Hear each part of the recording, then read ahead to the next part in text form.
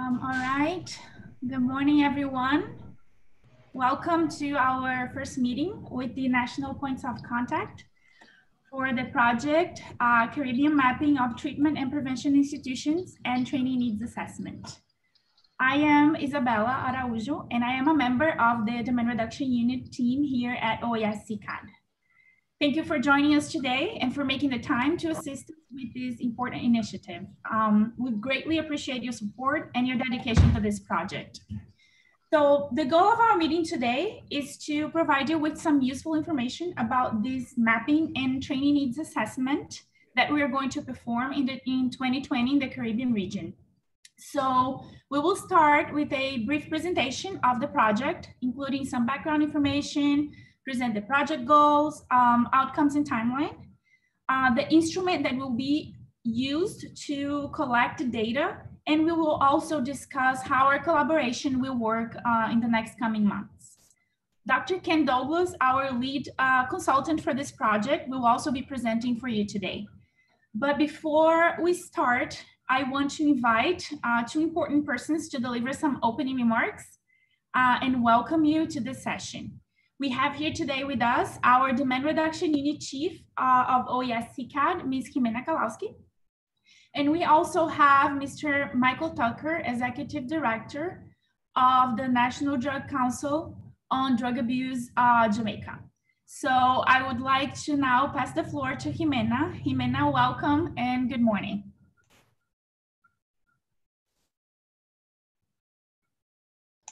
Okay, yes. Thank you, Isabella. Good morning, everyone. Good morning, Michael Tucker, Ken Douglas, and our dear Esther Best. For Demand Reduction Unit, this project is a very important project because we need to have an update about the treatment centers in Caribbean countries, and also in these pandemic times, we need to have more information about what kind of things are you doing now. For our unit and other units of our secretary, like institutional strengthen, this instrument is a very important instrument because we can have we can make a lot of things when we have the knowledge about what the things you needed in the Caribbean countries. I want to say thank you to Ken Douglas and our team, and to Isabella Araujo. And I expecting to, in this meeting, we can have a good conversation and we can know about the instrument and other things. Thank you very much and welcome. Thank you very much, Jimena. I would like to now invite Mr. Michael Tucker to deliver some welcome remarks to you all. Michael, you have the floor.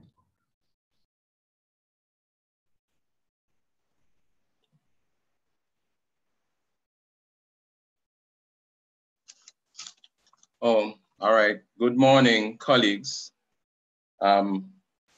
In particular, let me just say morning to Isabella, Jimena, Ken, and Esther. Ken, it's been a while since I've seen you. Hope all is well.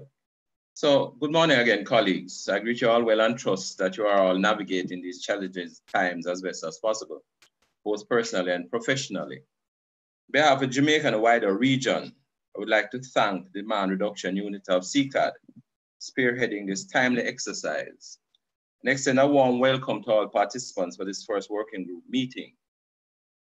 Since the previous mapping exercise in 2011-12, I think we'd all agree that significant changes have taken place in our respective countries. These include advances in human resource capacity and scale up or down in treatment programs, among others. These warrant an up-to-date directory of services and capacity across the region. Advent of COVID-19 pandemic and its burden on drug treatment, as well as broader mental health services, require that we undertake this exercise, bearing the new realities in mind. For us in Jamaica, we have seen significant increases in calls to our national substance use helpline with approximately 300 calls over the past 3 to 4 months, compared to less than 100 during the same period last year. So there are changes in the landscape, changes to service delivery, and some which may persist for several years, and others that may be more temporary.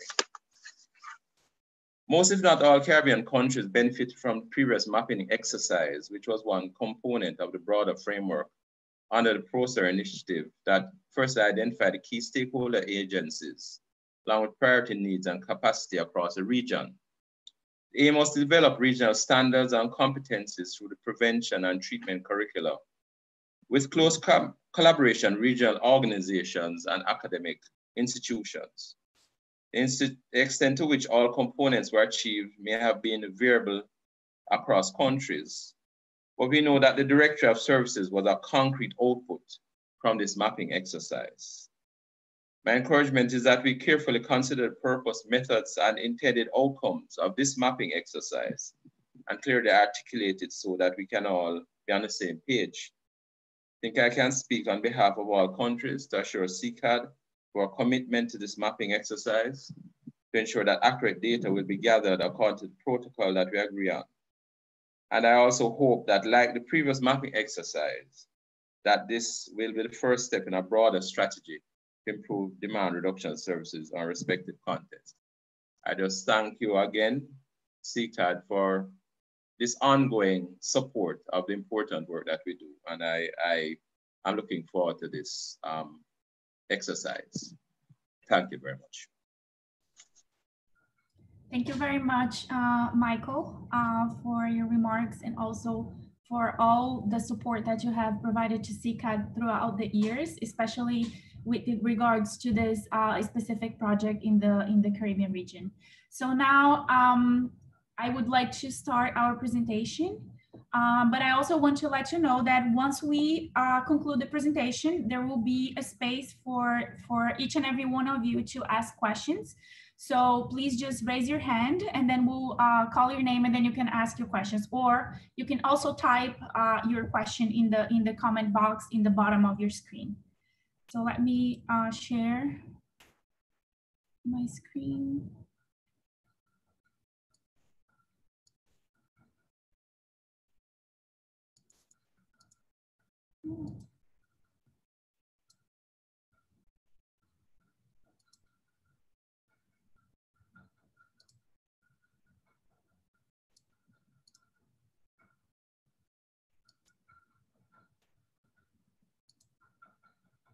Sorry, I'm having some difficulties.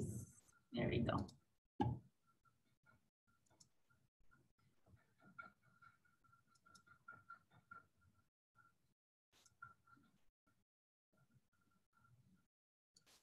All right. So thank you again, everybody, for being here today. We're very excited. So today we're going to be presenting some very useful information for you about this project that we're doing in Caribbean in 2020. But before we start, for those of you who are not acquainted with us, I wanted to tell you a little bit about who we are. So we, the Inter-American Drug Abuse Control Commission, also known for its Spanish acronym, we are part of the Organization of American States. And the CCAD is basically comprised of the member states of the OAS, and we are the consultative and advisory body of the organization on the drug issue. CCAD is basically the forum that the member states have to discuss and find solutions to the drug problem, and also provide technical assistance to increase their capacity to counter the drug problem. So within within CCAD, we are the demand reduction unit, and we focus on supporting our member states with technical assistance in the drug demand reduction area. To tell you a little bit about this project background, I know that Michael already mentioned something. So back in 2012, the demand reduction unit of CCAD implemented this very same exercise, which was an institutional mapping and a human resources training needs assessment. This, back then in 2012, this exercise focused on 13 Caribbean member states. And we were able to collect data and publish the report based on all of those countries that participated in that exercise back then. So the main outcomes of that project was two very important documents. The first one on the left in blue, it was the Directory of Caribbean Drug Treatment Prevention, Treatment and Rehabilitation, and Gang and Youth Violence Focused Institutions. So this document basically identified all the key stakeholder agencies in the various countries where the mapping exercise were implemented. And then also we did a training needs assessment. So we also published the results of this institutional and human resources training needs assessment of the OAS Caribbean English speaking member states. And this document basically identified the specific priority needs across the region based on the data that we collected for each one of the countries, and also provided a regional situation analysis regarding the services to address drug treatment and drug prevention. So for this time around, for the 2020 mapping and training needs assessment, our goals are to collect, that the information collected for the initiative will provide baseline information to identify gaps and needs in treatment and prevention in the Caribbean region, and also provide inputs to help governmental and non-governmental frontline organizations optimize the quality of care in prevention, treatment, and rehabilitation of drug abuse in the Caribbean region. So the outputs of this project will be the same ones that we did, that I just presented to you, the two documents that I just mentioned, which will be an updated directory of prevention, treatment, and rehabilitation institutions in each member state, and also an updated assessment of the institution and human resources training needs. So we'll look at what has changed and what's new, and we'll do this, this assessment based on this comparison between 2012 and the new trends now. In terms of the project timeline, we started this exercise back in May. So between May and August, we got together with Caribbean experts, and we also had other international experts helping us in this initiative to develop this survey instrument, which will be what we will use to collect the data for this project. In September, we had the nomination of the National Points of Contact, which are you here today. And in October, we will be working with you to do the mapping of those institutions. So we will go back to the list that we published in 2012.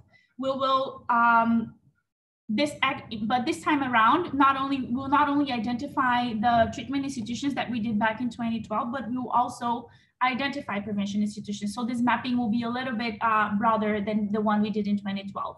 So in the month of October, we'll be focused on identifying those institutions.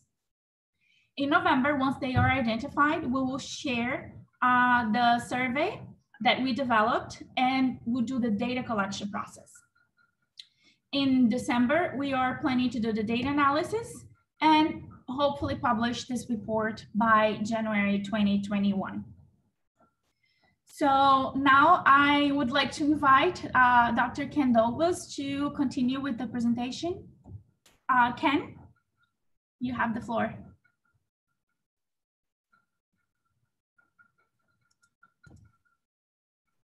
Morning, colleagues. Good morning, colleagues. Hope everyone is safe in their isolation or quarantine space. I know this is a very difficult time for everybody, but I guess that as an epidemiologist, I too do understand how this works. There were two words that we grew up with as epidemiologists: isolation and quarantine. Now it's an everyday word that everybody knows. And I hope that as times go by, we would get a good relief from what we are facing now. So I will try to walk you through what would be the next steps for us to go from where we are at this point to completing the survey and publishing the results. So the specific objectives of the survey is to specifically gather information on the competencies, the skills, the training, and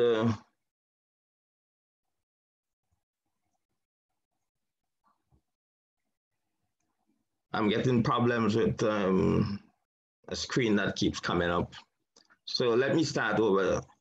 The survey is to gather information on the competencies, skills, training, and professional needs of the human resources and the organizational capacity in order to optimize the level of drug prevention and treatment services offered by you and the service providers in the Caribbean. And remember, this year, our effort is also going to try to not only just capture treatment service providers, but also catalog all the prevention service providers. Next slide. So how is the responsibility shared for this process? As the lead consultant, I will be coordinating most of the, if not all of the data gathering processes. I'll be working together with the national point persons who have been identified in each country to gather all of the information among the service providers in the prevention and treatment field.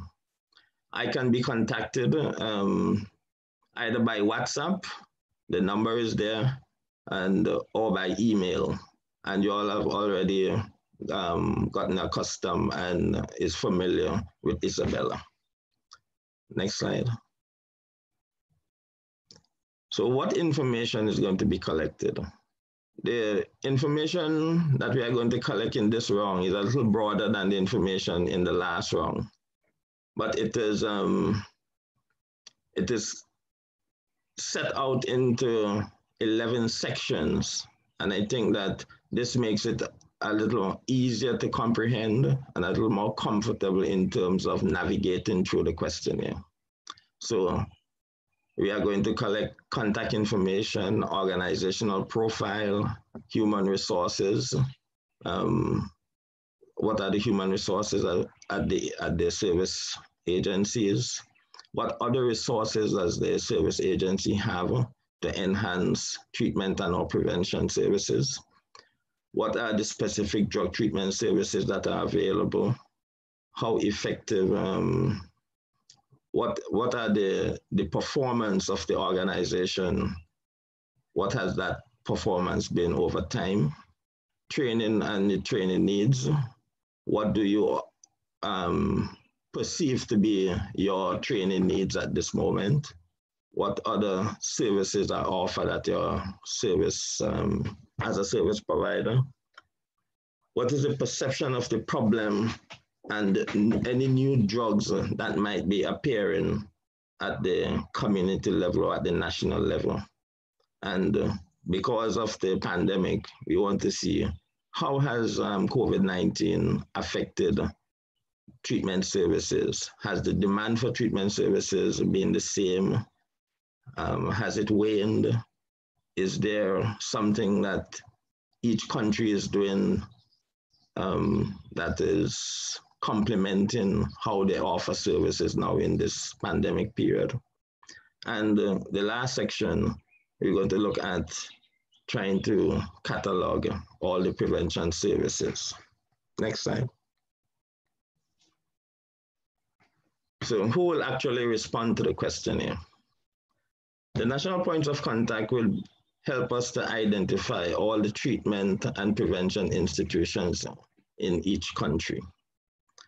The points of contact will also provide us with the links so that we can send the questionnaires to the selected representative of both treatment and prevention agencies at the local level.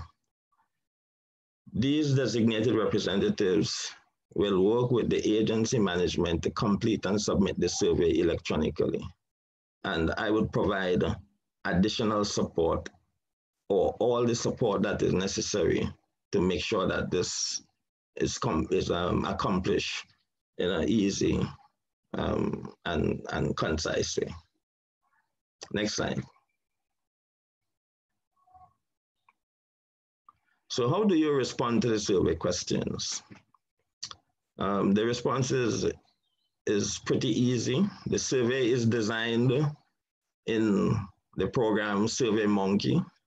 This program allows for easy fill-in and submission of the questionnaire online. Very, very simple process. It's a three-pronged process. Once you get the link, you open the link, you navigate to the page or pages of the questionnaire, paying attention to the instructions for completing each question, taking note that some questions must be answered in order for you to move to the next question. I'm sure that we have all completed surveys. Even when we develop our school surveys and we read through them, you see, if no, go to, if yes, please complete the following. So it's the same thing for this questionnaire. There will be instructions on how to navigate through from page to page, question to question. At the last step, you review your answers, and once you're confident that you have completed the entire questionnaire, you will see an indication that you are now complete, it is done. You click on done, and the survey will automatically be uploaded to our database, and we'll have access to the data for analysis. Next slide. Some things that you ought to note in this process. One is that the questionnaire is about 12 pages that would appear on your screen. Once you open it, you do not have to try to sit down and complete the 12 pages in one go. Some persons will be comfortable doing that. Some persons might not be comfortable doing that. So you have the option, you can complete section 1, 2, 3, and 4, go back and save that, go back, complete questions 4, 5, sections 5, 6, 7, 8. And another time you complete the remaining sections and submit the questionnaire. But you must pay attention to the instructions for each question. When filling in your answers, if the page does not advance, it means that there is a question or questions on that page that must be answered in order for you to be able to move to the next page. In some instances, the question might need for you to indicate a numeric answer, like a question that said, how many staff do you have? You need to put a numeric answer. It will only accept a numeric answer and allow you to move to the next question. So pay attention to those instructions. Next slide. Some more things to note is that all participating agencies, whether the treatment agency or prevention agency, must complete sections 1 through 4.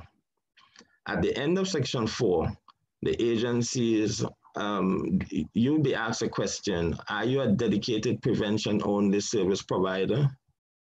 If the answer is yes, then the program would automatically shunt you as the person filling in the questionnaire to the section on prevention. It means that you would have done sections 1, 2, 3, and 4, and then complete section 11, and you would have completed the survey. For the treatment agencies, though, the entire survey would have to be completed by section 11, only if the treatment agency also provide prevention services, then that agency would go on to complete the entire sections 1 through 11. Please try to accurately reflect the profile and work of the organization. But remember that I'm here to guide you through how to make sure that you accurately and completely fill in the questionnaire. So any questions you have, please remember, you can always reach out to me, email or WhatsApp. Next slide. And just remember that we are dependent on you. This process cannot be accomplished. As nice as the questionnaire might look, if it is not filled in, then we cannot accomplish the process and achieve our objective. So your partnership is important. And from even now, I'm thanking you for your participation. Thank you. Questions? Isabella, you have the floor.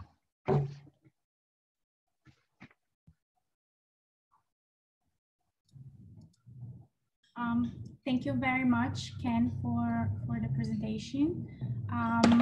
Before we move on to the Q&A session, I just want to acknowledge the experts that have helped us develop this survey instrument. Another consultant for this project is Mr. Roberto Canay, who is also here with us today. He's from Argentina, and he has a great experience with mapping exercises, and he implemented this very same project in Argentina. So he was one of the international experts that have helped us today. And I also need to acknowledge the help from from our OID and Pernell Clark, who was also part of the team. Ms. Tiffany Berry from Guyana, and also our dear Esther Best, who were also part of this group who reviewed the instrument and helped us develop this project. So now we can move on to the Q&A session. You can please raise your hand, and when you speak, when we call your name, we can let you speak. So turn on your camera and your microphone.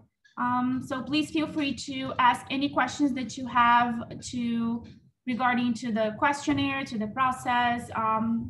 So I can see here that Uki has her hand on. So Uki, please. Good morning, colleagues. Thank you very much for inviting us and including us in this initiative. It's good to hear you, Ken. It's been a long time, as Mr. Tucker said. I just wanted to clarify in terms of the inclusion criteria for the treatment services. I recall that the last time we did this mapping exercise, there were a number of agencies that were on our list that did not provide specialized. Somebody messaged me last night. Tiffany, your mic is unmuted. Tiff, your mic is unmuted. She's muted. Okay, right. So what I was saying is last time when we did this exercise, I think 2012, there were a number of agencies that were included in our listing that didn't really meet the criteria for specialized drug treatment services. So I'm asking the question, do we have set criteria for who we are including here? I mean, is it broad? Is it any agency that provides, is it specialized drug treatment, inpatient, outpatient, hospitals that have psychiatric wards that also provide treatment? Just some clarity there in terms of who we're targeting, specifically about the treatment services. Thank you.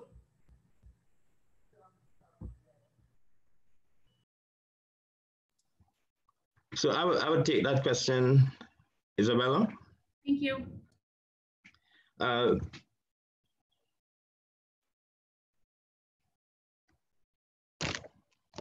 question is designed to capture from the smallest service provider to the largest service provider. So if there is the specialized agencies that provide day hospital in residential treatment, they are included. But agency that provides just like a drop-in center where persons can come and get some kind of services related to their drug substance abuse problem, they are also going to be included, because we want to be able to figure out in the long run, how do we rationalize services Can services be targeted to certain population groups? When we finalize the catalog, how do persons access services? A person might just want the day service and they can go to that facility, or they might just want to do a drop-in, get a bath, get some clothes, probably needle exchange or whatever. So they are also going to be included. The questionnaire is set up to identify and capture all those persons, all the services, sorry. Thank you very much, Ken. Uki, was that clear? Do you still have any questions or comments? Thanks, Isabella. So Ken, I'm glad you just said that a while ago, because in previous meetings that we've had about treatment services, this exact issue has been debated over and over. Is a drop-in center a specialized treatment program that should be logged as such? The feeling in successive meetings that we've had is that no, those are not specialized treatment. So what you've just said a while ago provides more clarity that we do include the broad variety of services, not just specialized treatment, but drop-in and all of that. So yes, I'm much more clear. Thank you. Thank you, Oki. I see here that drug control officer has the hand raised. If you can please unmute your microphone and turn on your camera. Yeah, thank you. Good morning. Can you hear me? Yes, we can hear you. Okay, good. Thanks. Again, good morning, colleagues, both from CCAD OAS and of course those in the Caribbean. It's so nice to see some of your faces and to hear your voices after the tremendous experiences we've had in the past few months. My concern with the issue of the mapping, I was just looking back at the results of the mapping exercise in 2011, 2012 from a Grenada standpoint. And clearly some of the organizations which may have existed then do not exist anymore. And I think it has a part to do with an issue that Uki raised, because some of these organizations, particularly those in the prevention section, were not dedicated prevention organizations as such. They were basically community-based organizations, and they may have done or would have done one or two small prevention activities or events, probably held a rally or possibly invited us from the Drug Control Secretariat to do a 30-minute presentation. And then they continued with the regular activities. So I think we would need some really serious thought and definitions as to what type of organizations are we referring to. Okay, so if an organization spends 11 months of the year doing sports, and then in the 12th month, they have one activity where I go in and do a talk to the athletes. Well, that's not a prevention organization as such, is it? I don't know. So we have to look at that clearly. And as I said, tying it into what Uki said as to what really is a treatment facility or service, similarly that for prevention. My second query has to do with the timeline. It would seem that some substantial work went into this prior to the session today that some of us were not necessarily aware of. But I'm really concerned about that October to January period, given the continued constraints that some countries do face because of the COVID situation. Some of the constraints where some staff are still not in office, that is the physical office, and so some still have to work at home, and that has its own challenges with connectivity, etc., access to information from other institutions. That in itself is a significant challenge. Given that time of the year where some people may be going off on vacation, We know the challenges of December and January in the Caribbean. That ending of the year and heading into the new year, the kind of challenges where some people are just not available in offices, etc. So I'm thinking, I don't know what are the limitations, what are the final timelines OSC has to complete this process. But we may have to look again at some tweaking, I don't know, of the possible time question, because it is, it would pose some challenge for us in Grenada, definitely.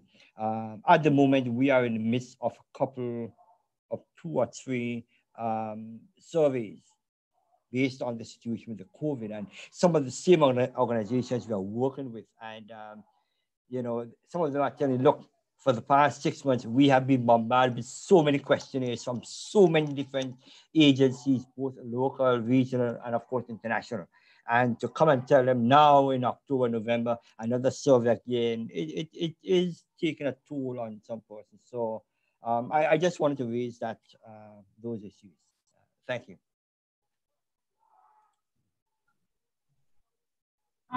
Thank you very much. I think it's Dave, right? Alexander from Grenada, for your comments. We do understand that all the limitations that the countries are having with regards to the COVID. So this timeline is a proposal. This is the ideal world that we have in mind, but it doesn't mean that we will not be flexible. So the reason why Ken and I will be available to you is so that we can be in constant contact, sharing the issues that you have, so we can work together and make sure that we can go around the difficulties. But we do understand that this is a limitation for most countries, and we will work together with you. Ken, I don't know if you want to comment on the prevention, on the criteria for the prevention institutions.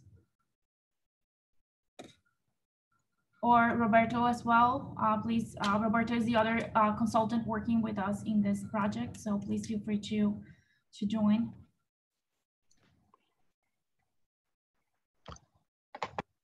I heard Dave, and I know that over the years we have always had that type of a dialogue in relation to prevention, especially. For treatment, it's a little easier, but for prevention, especially when we start looking at NGOs who depend a lot on getting external funding or donor funding to do activities, and then the activities are project-based.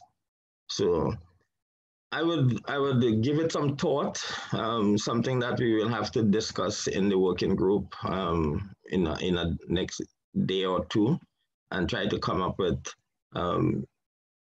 is it that we can define what the inclusion criteria are, the inclusion criteria for both prevention and treatment. The treatment one is a little easier. So I'll also think we can reach out to Purnell to try to get some ideas as well. And Roberto, I don't know if you have any idea that you can share with us at this moment, but I would have to give it some thought.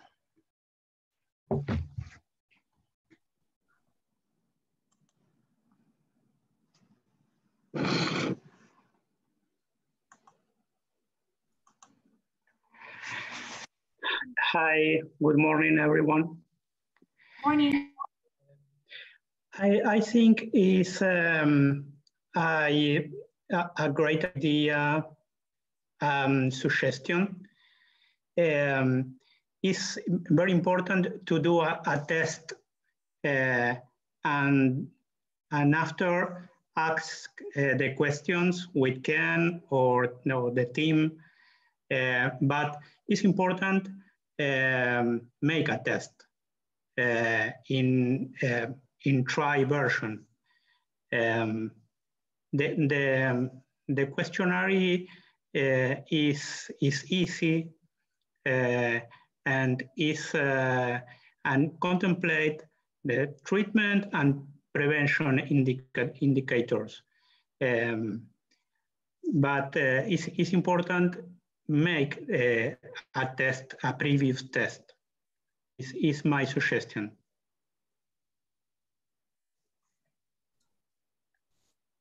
Thank you. Thank you very much, Roberto. I think that's also a very good idea. We can share the link as a test for the national drug points of contact.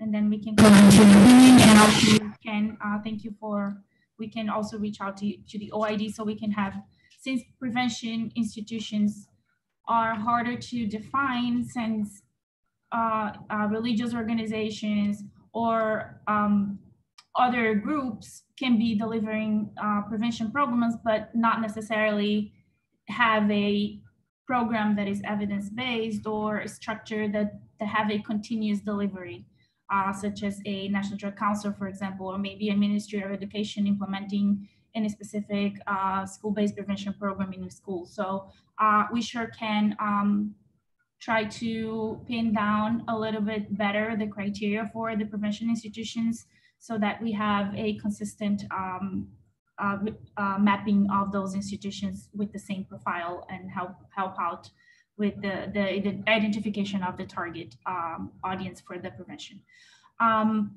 I see here that Miss Sarah Siratan has her hand raised. Sarah, if you can please unmute your microphone and turn on your camera and speak.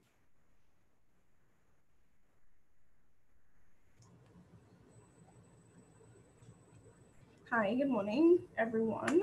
So Sarah Siratan here from the National Drug Council. I just have one question with regards, I haven't seen what the actual questionnaire itself looks like. I know we got an outline of the different sections, but my question is how straightforward is the questionnaire? Because I could foresee, well, at least for us in Trinidad, having some challenges with some of the treatment providers, particularly completing the questionnaire because they would say they don't have internet access, they don't have devices.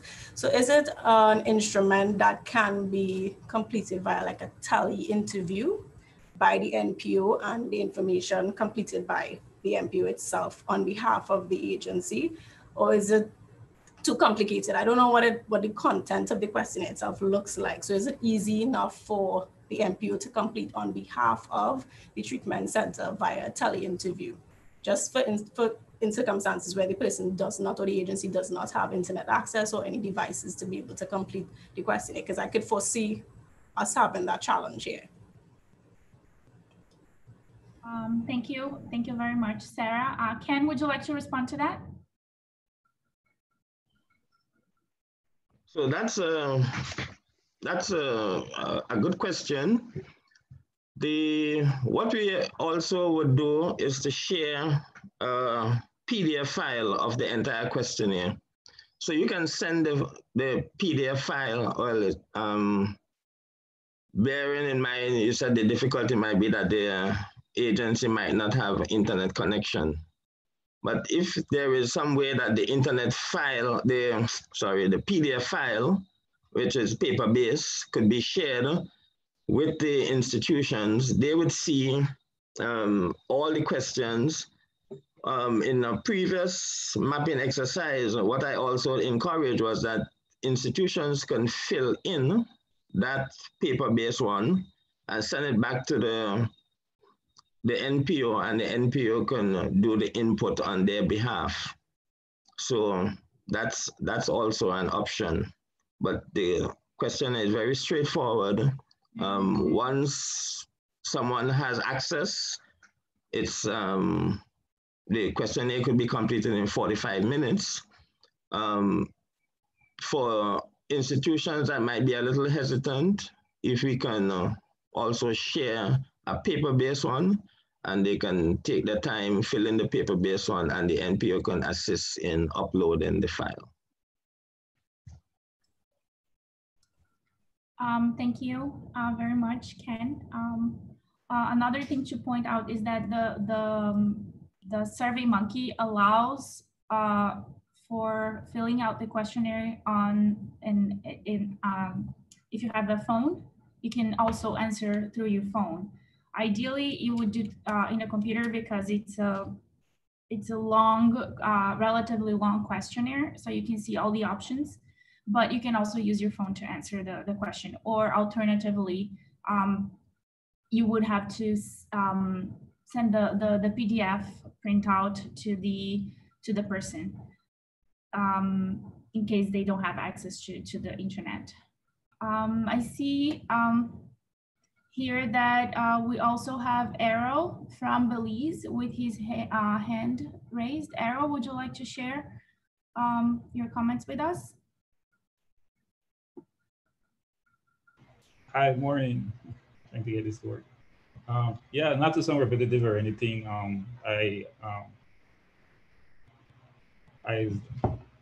When it comes to the matter of pinpointing which institution we will follow the survey, so here in Belize we have that problem in trying to really identify that this institution is working as a treatment facility. So we would have like institution where we have a group where they attend to only people who are in problematic young kids and below the age of 18, that they will be there for a period of time, and they all have certain aspects when it comes to drugs related to instance using and everything, but they don't really provide a full-fledged what would be treatment facility for them. Even other treatment centers that we have are not really classified as working treatment facilities, but they provide in some aspects certain type of treatment to people. So having a list would make it much easier to identify these institutions or a category that they would fall, and then we would know exactly who to reach out to and ask them to help out with the survey. Another thing was with the actual filling out. I remember the last time we had to do it on paper as well, for the same reason.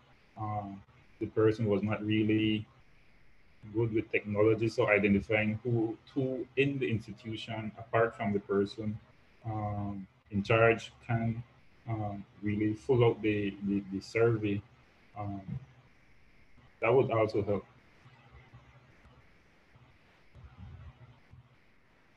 Yeah, thanks. Thank you very much, Errol. Ken or Roberto, do you have any comments on?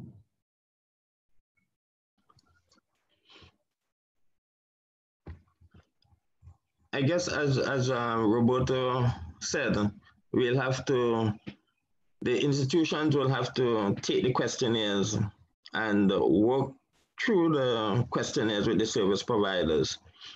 The questionnaire doesn't make accommodation for knowing exactly what type of services is offered. So a service provider that offers service only to adolescents, yes, we want to capture that, because in the long run, we want to know what services are there in the country that we can persons can know which target groups can access what services.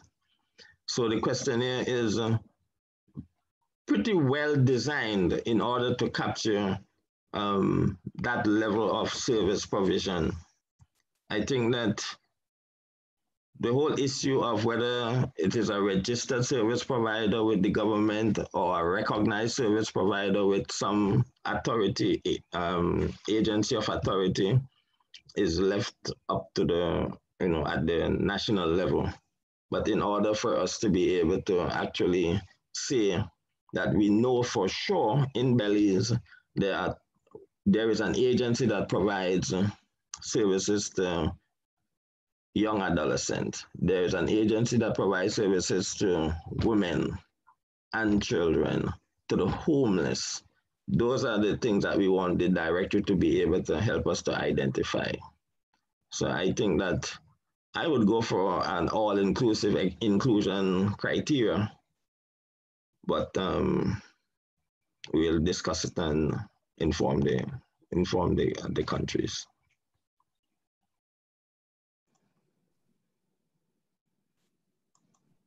Thank you very much, Ken. Roberto? Yes, I think the answer is very clear. But about the previous question, I think it's important check with each institution about the connection aspect or devices that they will use.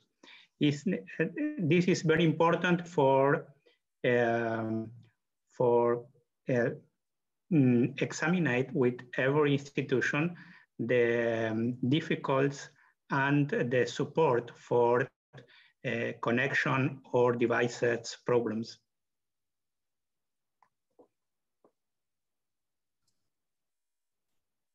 Thank you very much, Roberto. I don't see any hands raised, but I see that there are some questions in the chat. So the first one is from Brent Scotland. Is the presentation being recorded and can be accessed at a later date? Yes, it's being recorded, and we will share the link after this meeting. We will be sending an email with a link so you can go over the survey yourselves and then ask any questions that you have. And we'll also be sending some documents that we'll be using for the mapping as well. So you should be on the lookout for an email from us in the near future. I also see, let me see. Uki also commented saying we did that in 2011, 2012 with the last exercise, had to administer the questions to some institutions, then fill it out online. So I think that in response to the institutions who do not have access to an internet. And I think that's it. Good day, everyone from Marie Bonwari.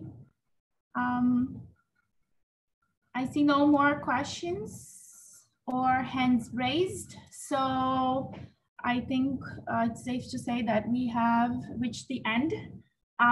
Thank you very much once again for being here today.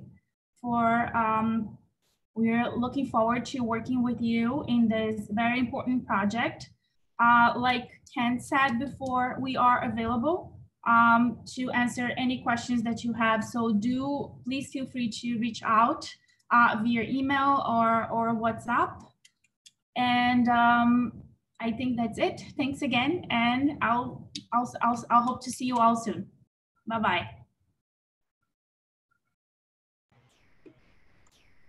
Bye, thank you.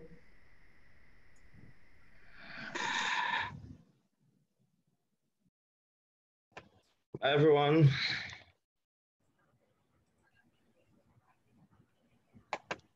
Bye, everyone.